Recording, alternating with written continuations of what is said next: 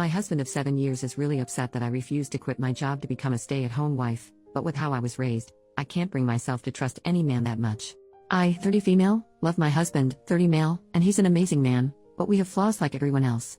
We both aged out of foster care and met at a youth fulfillment program, basically a work camp that helps kids with no families learn the fundamentals for living, finances, certificates, as needed.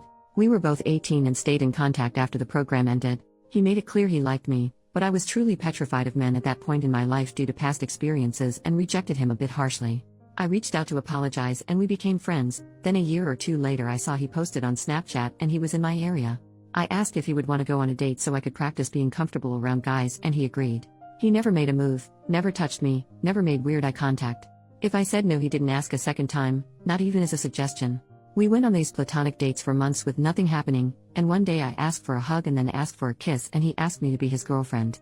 We got married a year after and our 7-year anniversary is around the corner. We agreed we would not even think about having kids until we were older since both of us were the product of young parents. We've really just only focused on getting by and using as little money as possible and saving up every dime to buy a house. Thankfully, we got our house a few months ago and we were both able to quit our second jobs and for the first time only work regular 9-to-5s. Yay! I've discovered I really like gardening and baking and I love having a real home. We have been discussing adding to our family by having a baby and I feel very ready to be a mom. Scared still, yes, but ready. But my husband brought up how sad I would be if I had to quit since I've worked so hard. I told him I had zero plans to quit. I would only take maternity leave. Plus my company allows maternal and paternal remote options for 1 year after birth, so I can just work from home if needed.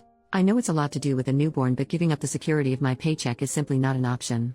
He told me this was what we worked for, to make our own perfect family opposite from what ours were like and I was blindsiding him by changing my plans and I told him no plan has changed, I can have a career and be a mom. Plenty of women do it. He doesn't have to quit his job to be a dad so why should I? He said it wouldn't work for a baby's needs and I told him okay, since I make more money than you do why don't you quit and I go back to work remotely after healing from birth. That way we have both hands on deck and we don't have a severe loss of income as I make $89,000 and he makes $52,000. He mentioned that if I trusted him fully this shouldn't be a problem. I told him I trust him but I don't trust our current economy, but I left out that I really do genuinely think quitting my job with no savings, wiped out by getting the house, and relying on a man is absolutely stupid. He had plans made previously with his parents and had to leave so we said we would pick the conversation back up when he gets home but he's very upset. Madder than I have ever seen him and I don't understand why he just assumed I would quit. Not only do I not understand it, but it makes me trust him a lot less than I did yesterday. I have a bad habit of running for the hills when problems come up and not gonna lie, this is making me really nervous. Thank you for reading all of this if you have. I'm open ears to what could be going through his mind or why he is thinking like this, really just doesn't seem logical to me. He's been watching all of these videos of stay-at-home wives and girlfriends and do feel like this is influencing him a lot, but that's not realistic for us right now. Relevant comments. Commenter, I think his childhood and upbringing trauma is playing into this a lot. This doesn't sound like a situation where he wants to control you like in some posts but more like a situation where he has idealized what a perfect family might look like and so he wants to give his children that.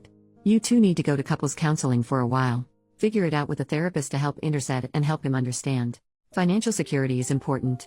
Hold off getting pregnant until you guys have been in couples therapy for 6 months or so and have begun working towards some common ground. As for him going off to meet his parents, is it possible having them back in your lives is contributing to this need for a picture-perfect family? Just curious. OP, thank you for this comment. I've been thinking on it for most of the day now. The parents he went to see are foster parents, but there was some legal issues going on and they had to release guardianship. He lived with them from age 10 to 15 until ending up back at a group home and aging out but they always stayed in contact and he considers them as parents. But they never lost contact so I'm not sure if that would be it, but he didn't start seeing them in person again until 2 or 3 years ago. I've never thought he was controlling, but we have talked in the past about this type of thing and I have always told him I would never want to be a stay-at-home mom. Maybe, at most, until they're in elementary if he was making a lot more money but we're not at the income level or networking level where I can get away with having 5-year gaps in my employment. Neither of us has attempted therapy again, and most of our experiences were less than pleasant with DHR and child services counselors. I'll see if he's open to the idea. Update almost 4 months later, it's been a few days since he came home and told me he met a girl at work and she's a better woman than me, and that she has a son already and will be a stay-at-home wife or girlfriend or whatever the heck. He gets his happy ending I guess. He texted me right before I got off work and asked me to pick up food from one of our usual date night spots. I got home and noticed his car had boxes in it and a woman I didn't know. I tried opening the door but it was locked and she just looked at me. What little was left of our savings, he took. And both of our cats. I didn't see this coming at all. I haven't told any of my friends yet. His adoptive parents have been dropping me off food that I can't even force myself to eat. I haven't cried yet. I'm kind of still in shock. I wish I had a family to run to. But for now the internet has to do. I haven't answered any of his calls or texts. He keeps trying to check in, ask if I'm okay. How the heck would I be okay? I never thought he would cheat. I asked him to promise if there was ever someone else he would just tell me as soon as he knew, but they've been together at least 6 months. So while he was calling me selfish for not wanting to put in my 2 weeks and be a stay-at-home wife, he was dating her the entire time. Planning a future with her the entire time, so my intuition was right. I would have been so screwed if I went along with it. I feel stupid.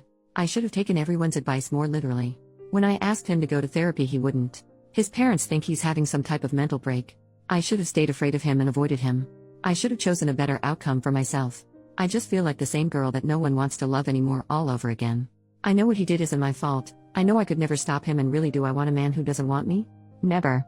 But that just doesn't stop it from hurting. Second update 10 days later. Really want to say thank you from the bottom of my heart to all of the people who reached out to me with well wishes. Especially other spouses who experienced similar. It helped so much more than you could ever know. There has been a few things that have happened, and honestly I'm exhausted in every way possible, so the input from folks has really been useful in organizing my thoughts and keeping an open mind.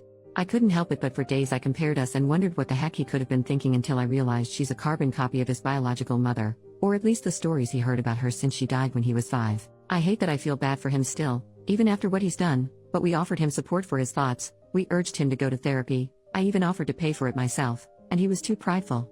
I lost both of my parents too, at an older age with even more core memories with them, so it wasn't a boat he was in alone. But he chose to act like it was and wallow in self-pity. He called me on our 7-year wedding anniversary, minutes after midnight, whispering apologies and saying he feels so guilty.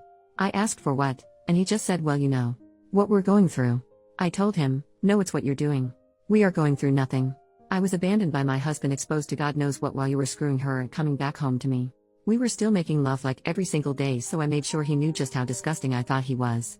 Then he got pissed and told me he only started cheating because I couldn't follow his lead. Sir, look where you led yourself. Our entire marriage I pushed him career-wise. Hell, the job he has right now I applied to on his behalf. Meanwhile I'm pretty sure he doesn't, or didn't even know what my full job title is. I pushed him to reach out to the adoptive parents when he started getting family obsessed, but neither of us were ready for a kid. He went on about how I broke my promise first when I decided I didn't want to be a real mom by not quitting. That I was turning his adoptive parents against him because they are refusing to meet his new girlfriend. He blamed me again and then had the nerve to say that this could all be put on pause if I can learn how to make decisions that benefit a family and not myself. I asked point blank if he was insinuating that we could get back together if I quit my job. He told me, yes, I will always love you, but you make things more difficult than needed. I hung up and blocked him on everything. Spent the rest of the night hugging wine in the bathtub and wondering what the hell kind of person I had been sharing my heart with. The next day he went public with their relationship, posting a photo to Instagram, and most of our mutual friends reached out, with my closest friends commenting less than kind things on the photo. As it turns out, he and his new girlfriend have actually been together for 7, almost 8 months. She is 20, her son is around 2. I reached out to her ex, the father of her son, who she had left to be with my ex-husband. She moved out in the middle of the day and took their kids, so he was just as blindsided, if not more, than I was. We met up and went for a walk, stopped by a bar. Literally cried, laughed, hugged each other, sang songs way too loudly and sobbed in public like a lunatic, but it helped so much. We also made sure to exchange evidence for any court battles. I'm a little iffy towards him for now, considering that they had quite the age gap. She was 17 when they met and he was 26. He said she lied about her age and they met at a college party, and then next thing he knew she was pregnant. He gave her money for an abortion, but she came back with baby clothes instead, so he tried to do the right thing and moved her in with him. Also, she's not actually allergic to cats. She just hates them. She also was very aware he was married and has been to the house multiple times. He admitted he had cheated on her before their son had been born, while she was pregnant, but that she didn't tell him she knew until after she had moved out with their son. He said he was still texting her every day, not just about their son, but also about possibly working things out. He wants her back, but she seems to be head over heels for my husband, just like I was. I told him good luck, but yeah, not the direction I'm going in at all. This time he made his bed and he will lay in it for good. Our chances of reconciliation are 0. I have never accepted someone back into my life after a betrayal, and it won't start now. At first I wanted to make sure the divorce was going to be short and as simple as possible, even if it meant giving up some things, but after that conversation, I have decided I'm fighting tooth and nail for everything I can possibly get. I live in a no-fault divorce state, but my state does have special laws for adultery, can still sue for it here, and the divorce attorney I've consulted said it looks pretty good that I won't have to pay him alimony. He also told me to look into every single banking transaction in my accounts, as he did not think they got an apartment on his income without some extra cushion, aka my money, and he was right. Last year my ex-husband told me he got really into stock trading and if he could invest some of my money as well. Guess who was never doing any stock trading, and the screenshots he showed me were all fake or pulled from somewhere else, and he had been sending that money to his girlfriend or saving it for their new place. I've been pretty enraged since finding that out. He asked his adoptive parents to ask me to allow him visitation rights to see the cats, after he had to give them back once he realized his new girlfriend is allergic to them. I relayed that he needs to first run me my freaking money, and then take it up with the judge. I didn't think visitation was a real thing for pets, but according to my lawyer it very much is. I officially filed for divorce yesterday, and he emailed me quite the colorful email about how selfish and bitter I am for not putting my pride aside and being so fast to file for divorce, and refusing to let him stop by the house to see the cats that now he's accusing me of cheating. I read somewhere that you never really know someone until you're divorcing them, and I can truly confirm that is true. I felt like you guys deserved some sort of update considering how much support I was given. I can't share more details for now, but really thank you all again. OP makes another post a few months later. Went on my third date after filing for divorce from my husband. I was stupid and got married at 23. We met in a foster youth program.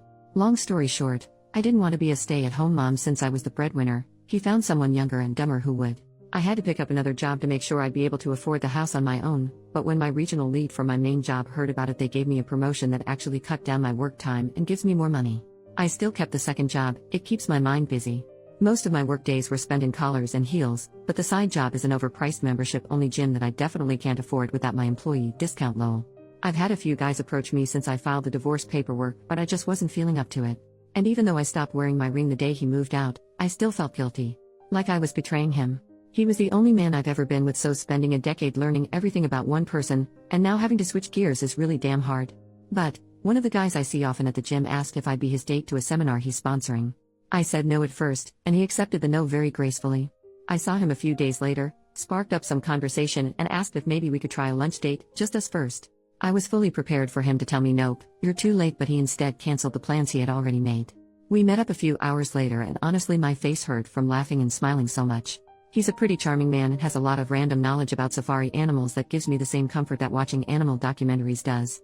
He asked me out for a dinner date the next day, and when he let me know he was in my neighborhood earlier that day, I asked if he wanted to stop by and grab a breakfast sandwich before I left for work. I have a 9-year-old cat who hates like 99% of people, but she loved him and even let him touch her belly. He dropped me off lunch at work and we met up for dinner, and ever since we've been texting almost nonstop. I've never felt this comfortable with someone so quickly in my life.